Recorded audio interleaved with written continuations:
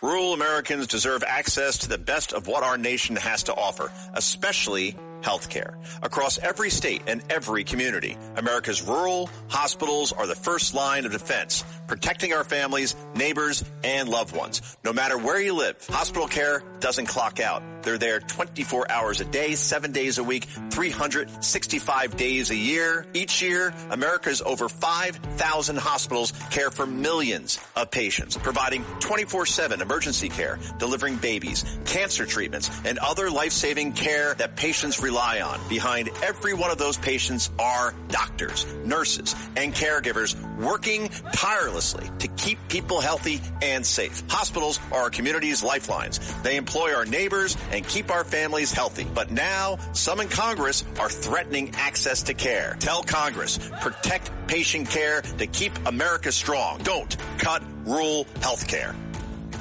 Listen, all you New Yorkers. Taxi! Okay, we're looking around. This is the 77 WABC minicast. The news about the economy continues just to be very, very, very good. And it's finally percolating through the average voter, despite the media trying to jam it with all the negative information they can find, and some they can't find and they just make up. Sure. But the latest Economist YouGov survey from February 6th to 9th shows 26% of Americans, the largest share, said inflation is the most important issue. Another 13% cite jobs. But when they ask people, are things getting better or worse, Americans say by 13 points, 49 to 36, that they believe the economy will rise over the next 6 months. A complete reversal from the Gallup survey in April, and in that survey Americans said by 10 points they expect that economic growth to decline. The same goes for the stock market. In April 25, voters said by a massive 29-point margin, 58 to 29, they thought the stock market would decline over the next 6 months.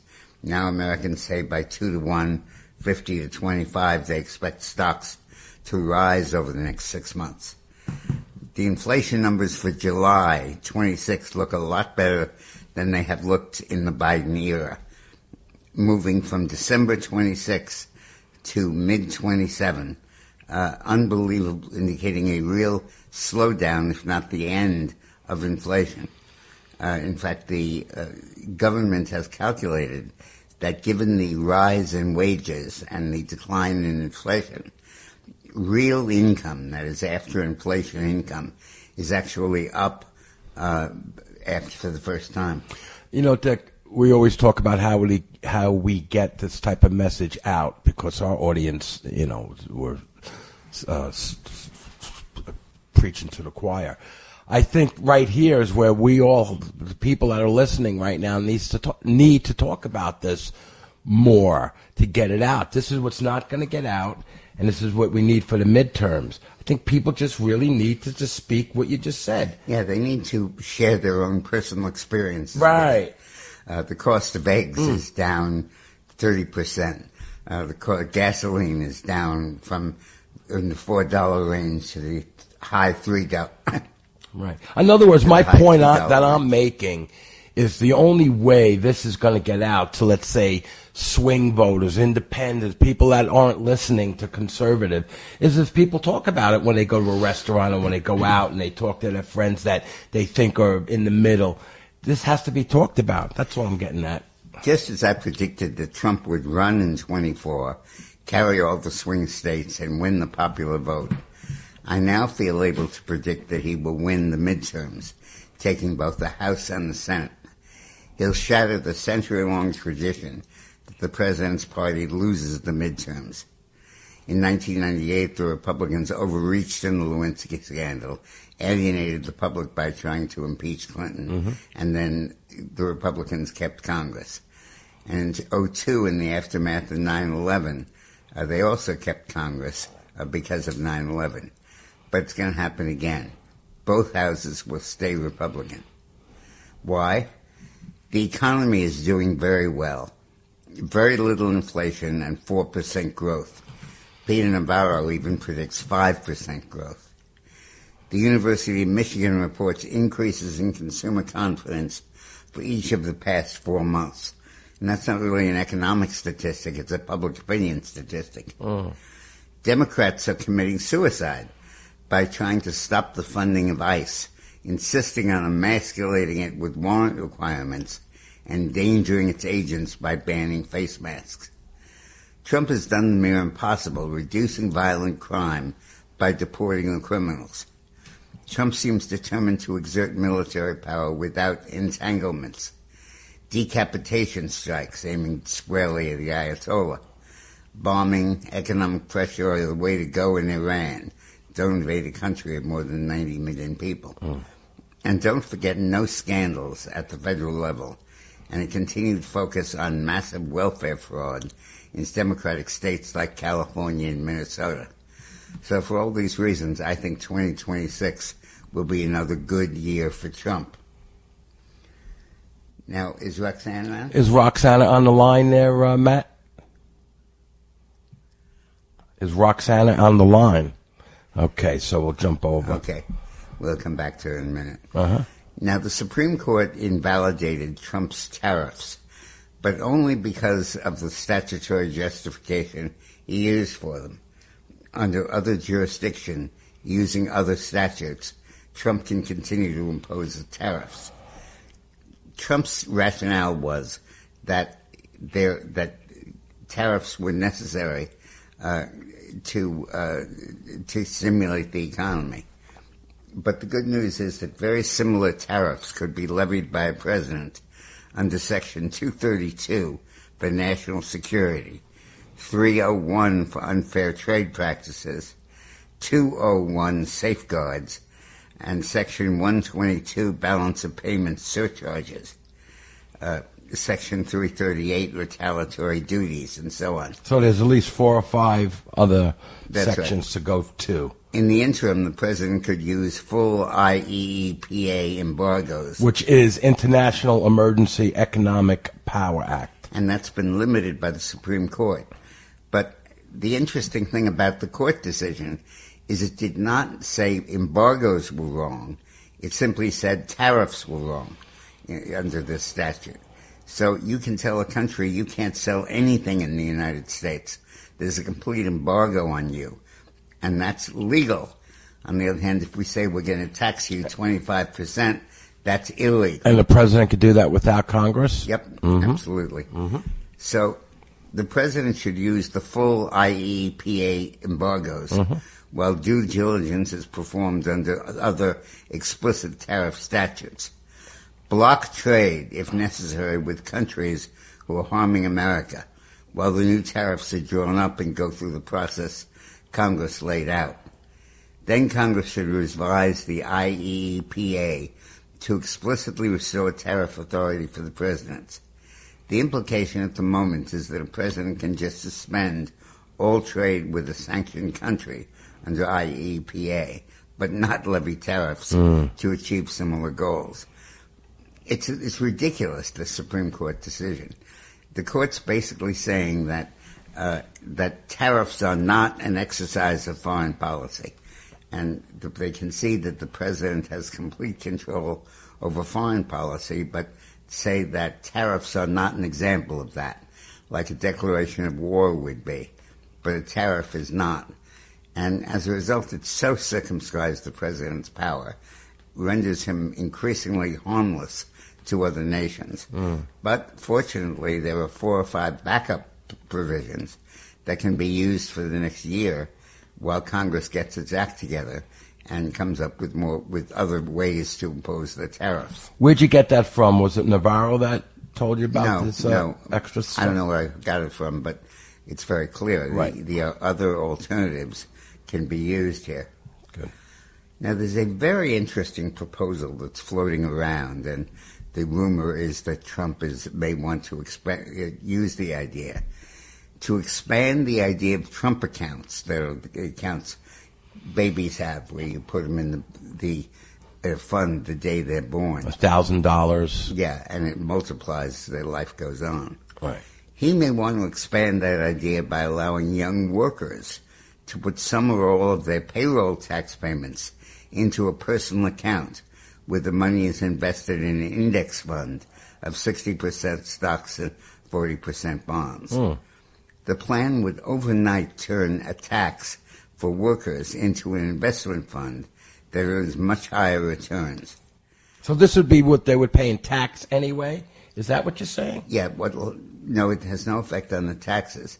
It would take the money that they now pay in taxes, right, and pay it into a savings account, right. That's what for I'm saying. them, right. That goes up substantially. Amazing. And this was proposed years ago by Steve Forbes, Arthur Laffer, and Steve Moore. But now they've sent a new proposal to Trump, urging him to go back to this proposal. Steve Forbes ran for president on this idea 30 years ago, updating the numbers, and discovered that virtually every worker upon retirement would receive a monthly benefit from a personal account 3 times larger than what Social Security will pay out. The Wall Street Journal estimates the average worker will get $300,000 of Social Security benefits in retirement. In other words, instead of taking the money that we pay in Social Security tax and investing it to the extent we do in things that are very low return, like treasury bonds and stuff like that, it would free workers to put that money into the stock market and to other areas that are growing exponentially. And it'll completely change their whole retirement posture. And I think that would be an enormous change. Bush proposed something similar, and it got defeated by the Democrats. And as a result, people are now getting only a third of what they should on Social Security. But without the fear factor, being able to do this would be enormous, and what you could do is transform babies into potential millionaires, and then transform retiring workers into actual millionaires. Incredible proposal and incredible idea. Wow, it really is amazing. Now, the other thing that's going on is that Florida is considering abolishing all property taxes except for schools. The Florida House just voted to abolish all non-school property taxes for homeowners. The vote was 80-30. It puts a constitutional amendment on the 26th ballot this year, if the Senate approves, and applies to homesteaded homes, real relief for Florida families. It's huge tax freedom for everyday Floridians. No more getting hammered on property taxes. DeSantis-style leadership is making it happen. Blue states could never do it. Homeowners keep more money in their pockets. The Trump momentum is spreading in red states.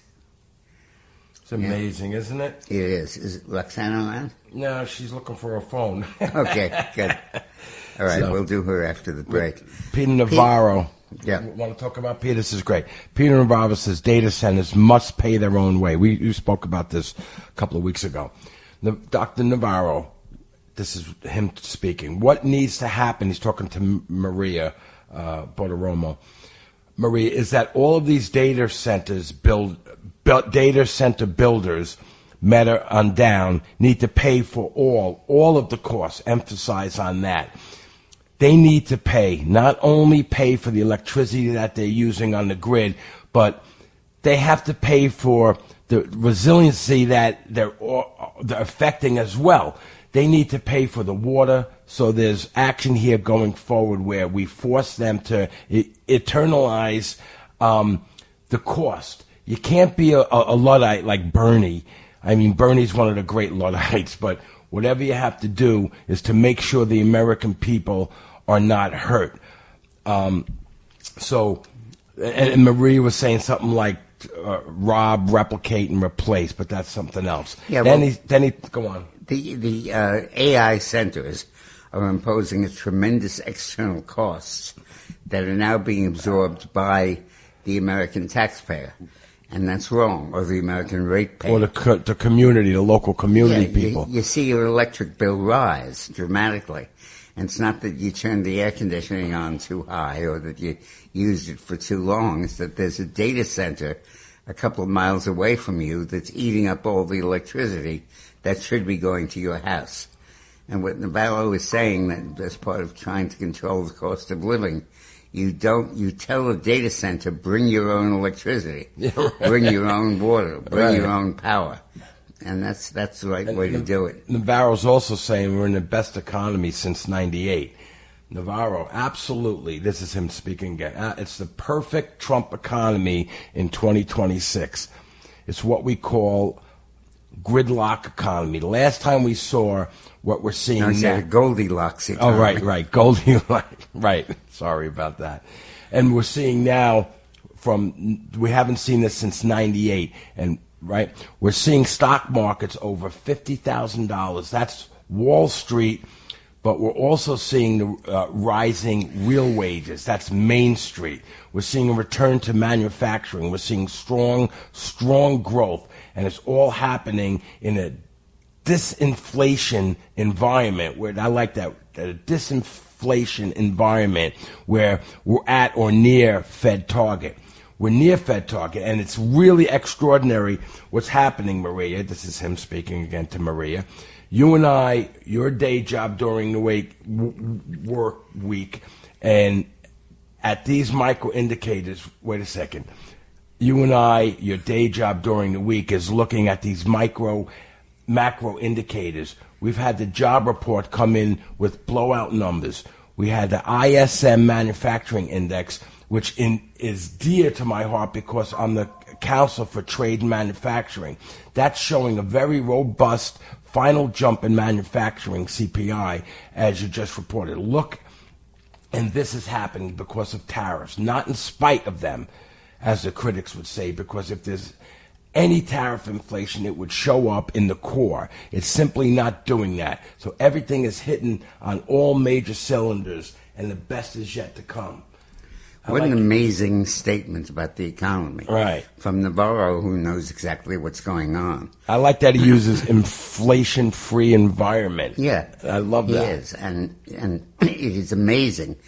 This is the first time in decades that we've had real wages increasing, which means wages are going up faster than inflation, and therefore you're actually getting more money in your pocket. Well, that's happening. We also have good news on immigration. ICE Director Todd Lyons told the Senate Homeland Security and Governmental Affairs Committee last week that there are approximately 1.6 million illegal aliens in the United States, with final orders of removal issued by the DOJ immigration judges. The director reported that half of these, approximately 800,000, have criminal convictions. Lyons added that the 1.6 million illegal aliens with final orders of removal include nearly 17,000 in the state of Minnesota. So the issue is, of course, what do we do with them while we're holding them for them to wait online to get on the airplane to get out of here? Yeah, right. So Trump and ICE are proposing 8 mega centers, each with a capacity for 10,000 detainees. Costs $40 billion, and they'll be completed by the end of November. So we will have places to put them other than on Main Street. But we may not need it, because the statistics are showing that self-deportation now is happening in 1/3 of the cases. The Dick Morris Show on the Red Apple Podcast Network. Every week, the Payne family cuts straight to the real financial story. The one question, Bob, everyone's asking is, are we in an artificial intelligence bubble? You've been through boom and bust. What do you think? No hype, no myths. Just what actually matters to your money. Does feel very similar to what we experienced in the 90s. Where are we, though? Are we in 1995, 1997, 1999? Listen to the Pain Points of Wealth on the Red Apple Podcast Network.